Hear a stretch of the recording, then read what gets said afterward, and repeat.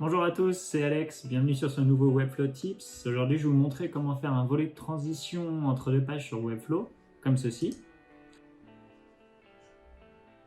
C'est parti pour le tuto. Ok, donc ce qu'on va faire aujourd'hui, c'est de créer un volet de transition entre ces deux pages. C'est-à-dire que quand on clique sur cette carte, on a ce volet qui apparaît, et ici, ce volet qui disparaît. Donc pour ça, on va d'abord créer cette page-là, on va ensuite créer la deuxième page, après on va créer le premier volet sur cette page-là, on va créer le volet au chargement, et après pour finir, on va juste rajouter un petit peu de custom code pour ajouter un délai de chargement, mais ça je vous l'expliquerai à la fin. Donc c'est parti. On passe sur Webflow, on va ajouter une nouvelle section que l'on va appeler section produit. Je lui donne en taille 100% pour qu'il prenne toute la largeur de l'écran et 100 VH pour qu'il prenne toute la hauteur de l'écran, peu importe la taille de l'écran. Je lui donne un background. Le background ici, la couleur, je la prends, je la copie. Hop, super. Donc après, je vais créer une nouvelle carte produit qui va être cliquable. Donc je crée un lien, j'ajoute un link block, pardon. Je vais l'appeler carte produit. Donc là, sur cette carte produit, il faut qu'on ajoute l'image, le texte et le lien. Ici, sur cette carte produit, on va ajouter premièrement une image. Hop. Je choisis mon image qui est ici. On va lui donner une largeur de 300. Je vais plutôt la mettre dans un wrap. Je peux la resizer comme je le veux. Wrapper image. Hop. Donc là, mon image IMG produit. J'annule sa taille. Je la mets comme ça. Je la glisse dans mon wrapper image, qui s'appelle pas image, mais image. Mon wrapper image. Donc voilà. J'ai mon wrapper image, mon image produit. Et là, du coup, je peux déterminer la taille de mon image. Je vais mettre 400 pixels sur 400 pixels. Donc là, on a un carré. Et là, on voit que l'image ne prend pas tout le wrapper. Donc ce qu'il faut faire, c'est qu'il faut dire à l'image, tu vas prendre 100% de la largeur et 100% de la hauteur de ton wrapper parent. Et là, on voit du coup que l'image est déformée. On passe l'image en cover pour qu'elle ne se déforme pas. Et là, on a notre wrapper image qui est parfaitement, qui est la bonne taille. Voilà, super. Donc, on a notre image de créer. On va ajouter un titre à ce produit. Oui, sur la carte produit, il faut enlever tout ce qui est décoration parce que sinon il va souligner tous les textes dans cette carte produit. Donc on a notre texte qu'on va taille ici en 40.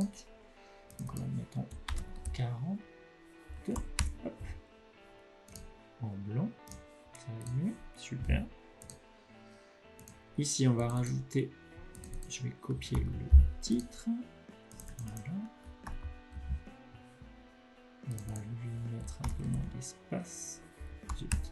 Donc ce qu'on va faire déjà, c'est qu'on va prendre notre section produit, notre section, et on va créer une flexbox. Et du coup, on va aligner, centrer tout le contenu comme ça. C'est plus lisible. On a notre carte produit, à l'intérieur on a notre image. On peut rajouter une petite marge à notre image, on va dire 15. Voilà, on a notre titre. Ici, on va rajouter une nouvelle div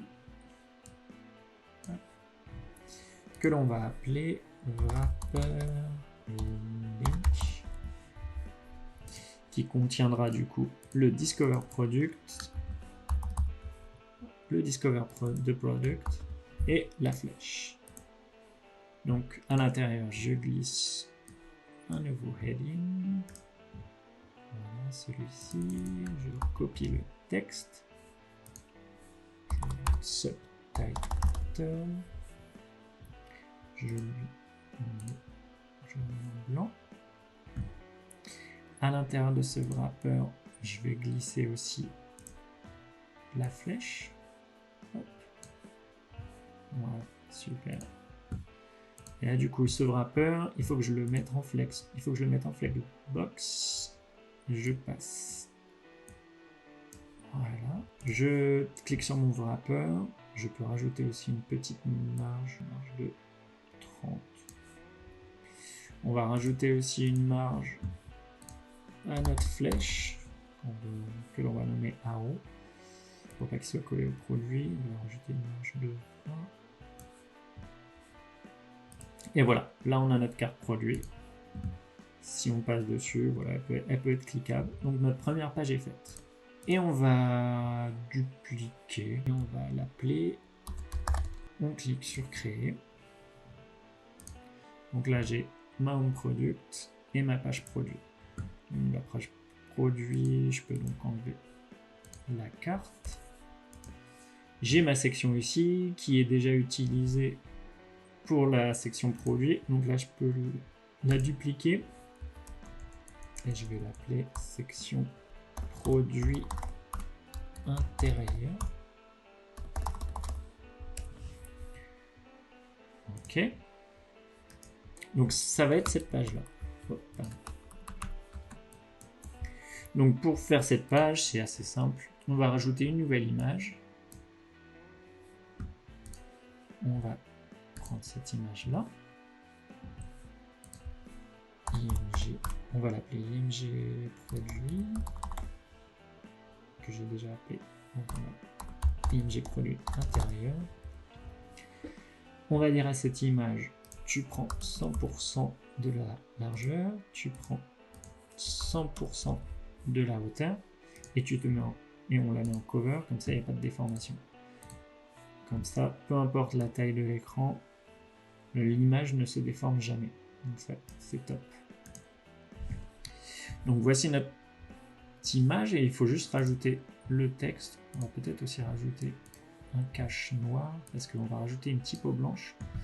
Donc si on rajoute la typo blanche sur la photo, souvent il y a des problèmes de lisibilité, donc c'est important de rajouter un cache. Donc on va rajouter un cache noir que l'on va appeler bien évidemment cache noir. On met en position absolue pour que le cache passe par-dessus l'image en full. Voilà. Je choisis un background à mon cache. Je mets une petite opacité, 30, ouais, c'est bien. Ouais, 30 c'est bien. Donc voilà, notre cache est créé. Il nous reste juste donc à ajouter le titre sur cette section. Hop.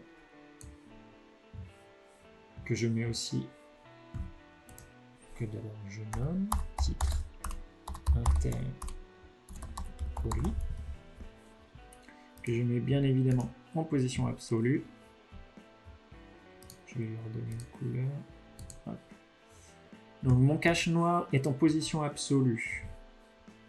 Je vais lui mettre un indice de 10 et mon titre est en absolu aussi et je vais lui mettre un indice de 11. Comme ça, on peut voir que le titre repasse par-dessus le cache noir. Donc ça, c'est important. Donc, on copie le titre. Hop. Et voilà, notre deuxième page est créée. Tout simplement. Super. Parfait. Donc la nouvelle étape, ça va être de revenir sur notre page d'accueil. Et là, on va créer le volet de transition. Donc pour ça, on va créer une nouvelle div que l'on va positionner au-dessus de la section de produit. On va la mettre en absolu. On va dire à cette div là, déjà on va la nommer, à chaque fois j'oublie. On va l'appeler volet transition. Ok. On va dire à cette div là, tu prends 100% de la largeur, 100% de la hauteur. On va lui mettre un index de position à 100. Comme ça, le volet passera toujours au-dessus de tous les éléments sur la page. Donc, il faut toujours mettre ce volet au maximum, l'index maximum qui est sur votre page. Pour qu'il passe toujours au-dessus des éléments. On lui rajoute un background ici. Ce que l'on va faire maintenant, c'est de créer une animation. Hop. Et là, parce que du coup, notre volet est par-dessus tous les éléments de la page. Donc pour l'instant, on cache l'élément. Donc ce qu'on va faire maintenant, c'est de créer une animation sur notre carte produit. On va lui dire, quand on clique sur cette carte, tu fais apparaître le volet et tu commences l'animation. Donc c'est parti. On va créer la nouvelle animation. Mouse tap. Start an animation. Nouvelle animation. Volet. Transition. In. Moi je mets toujours in et out. Parce que du coup comme ça me permet de me resituer dans les animations. Comme ça je sais que c'est l'animation qui arrive. Volet transition in. Donc là je sélectionne mon volet de transition. D'abord, avant de commencer à animer, on va faire apparaître l'élément. Donc, on sélectionne notre volet de transition. En position initiale, notre élément est caché. Donc, on le met en display hide. Et on va dire que quand on clique sur cette carte-là, le volet apparaît. Donc là, c'est déjà une première étape. On va dire à ce volet que en position initiale, ce volet, et on va le faire bouger en position X. Donc on va dire qu'il est à 100% en largeur. Pardon. 100% en largeur. On duplique et on lui dit que quand on clique, il arrive à 0% en largeur. Donc il revient à sa position de base. Donc si je clique, voilà, le volet marche très bien. Donc après, il y a des petits trucs à corriger. On peut lui mettre 8 secondes d'animation pour que ça soit plus smooth, peut-être même 1 seconde. 1 seconde, on travaille aussi la courbe. Moi je mets souvent cette courbe là, is in, is out. Ça veut dire que au début, la courbe est ralentie, donc l'animation est plus smooth. Au milieu, l'animation s'accélère et quand l'animation finit, elle décélère. Donc voilà, ça fait quelque chose de plus smooth. Si je clique, voilà, super. Ça marche très bien. Il faut aussi ajouter que quand on clique sur cette carte, on va ouvrir la page produit. Donc voilà. Comme ça, quand on clique, ça ouvre la page produit. Et là, on voit que le volet de transition n'est pas pris en compte. Ça, on va le voir juste après. On va d'abord faire le volet de chargement sur cette page-là. Donc, ce qu'on va faire, c'est qu'on va créer une nouvelle div sur cette page que l'on va appeler volet de chargement. Chargement. On met bien sûr en position absolue, index 100, 100%, 100%. On ajoute un background blanc. Et là, on va rajouter une nouvelle animation pour ce volet de chargement pour que quand la page se charge, le volet apparaisse. Donc pour ça, il faut ajouter un nouveau page trigger. On sélectionne page load, c'est-à-dire quand la page se charge. Et là, on va créer une nouvelle animation. On peut dupliquer ce volet de transition in de l'animation qu'on a juste fait pour l'autre. On va voir. When page start loading, donc quand la page se met à charger, tu lances cette animation là qu'on va appeler volet chargement. Et là du coup, on va sélectionner ces éléments on va cliquer sur Change Target et on va cliquer sur Volet de chargement. Et là, voilà, on voit déjà que l'animation, qu'il reprend exactement la même animation que celle d'avant. Mais nous, ce qu'on veut, c'est l'inverse. Donc, c'est assez simple. On va lui dire ici, au lieu d'être caché, le volet en statut initial apparaît. Que en statut initial, sa position est à 0%. Ici, on lui dit que quand l'animation se termine, ici, elle se cache, et que quand l'animation se termine, elle bouge. Alors du coup, on va le faire bouger de l'autre côté, donc on va faire un moins 100%. Et là, on peut voir qu'il y a un problème. Et c'est parce qu'en fait, il faut mettre un ordre dans nos actions.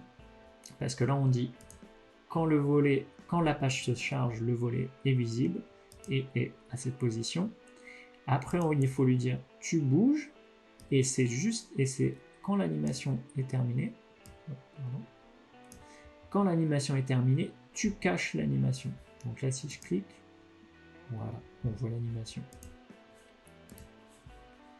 Donc on a easy out.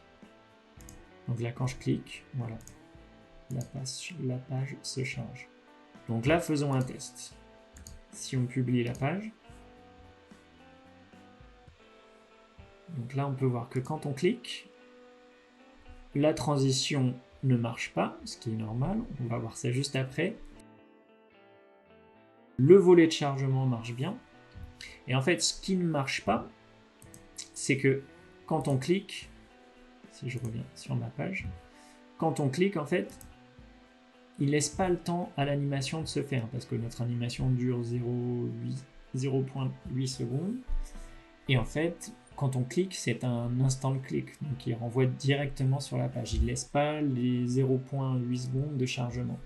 Donc ce qu'il faut faire, et ça je vous donnerai aussi le lien de la source, qui est une vidéo de Nelson de Pixel Geek. Donc je vous mettrai le lien aussi en description. Et en fait, il faut rajouter un petit custom code que moi j'ai déjà utilisé sur un de mes sites. Alors je vais le copier. Donc, on va aller dans notre project settings, custom code. On va tout en bas dans footer code et on va copier le code. Hop, je mets juste le script ici.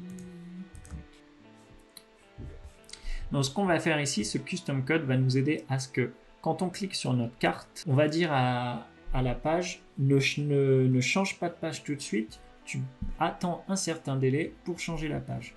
Donc c'est ce que veut dire ce custom code.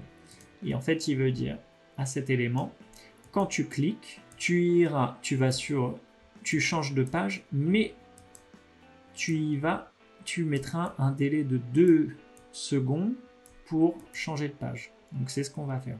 Donc ici, on va, au lieu de ce nom, on met le nom de notre carte produit.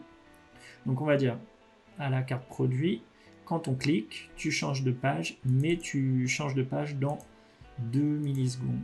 Dans 2 secondes. On a une animation de 0.8 secondes, donc on peut le dire dans 1 seconde. Je clique sur sauvegarder mon changement. Je publie, sinon le changement ne sera pas pris en compte.